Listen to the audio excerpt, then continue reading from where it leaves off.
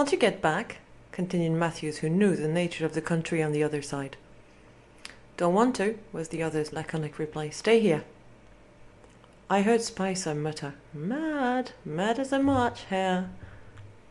We then tried to get out of him where he hailed from, but he had either forgotten or didn't understand. Next, we inquired how he managed to live. To this he answered readily enough, "Carnies." Now the carny is a lizard of the iguana type, and eaten raw would be by no means an appetizing dish. Then came the question that gives me my reason for telling this story. It was Spicer who put it. "You must have a lonely time of it out here," said the latter. "How did you manage for company?" "There is the field," he said. "As sociable a field as you'd find." "But the field's deserted, man," I put in, "and has been for years." The old fellow shook his head. "As sociable a field as you ever saw," he repeated. "There's Sailor Dick and Frisco, Dick Johnson, Cockney Jim, and 100 of them. They're taking it out powerful rich on the Golden South, so I heard when I was down at the Killarney a while back." It was plain to us all that the old man was, as Spicer had said, as mad as a hatter. For some minutes he rumbled on about the field, talking rationally enough, I must confess. That is to say, it would have seemed rational enough if we hadn't known the true facts of the case. At last he got on to his feet, saying, "Well, I must be going. They'll be expecting me. It's my shift on with Cockney Jim."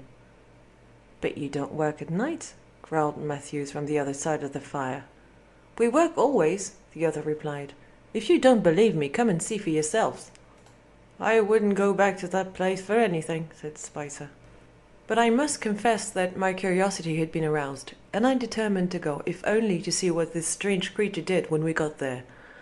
Matthew decided to accompany me, and not wishing to be left alone, Spicer at length agreed to do the same.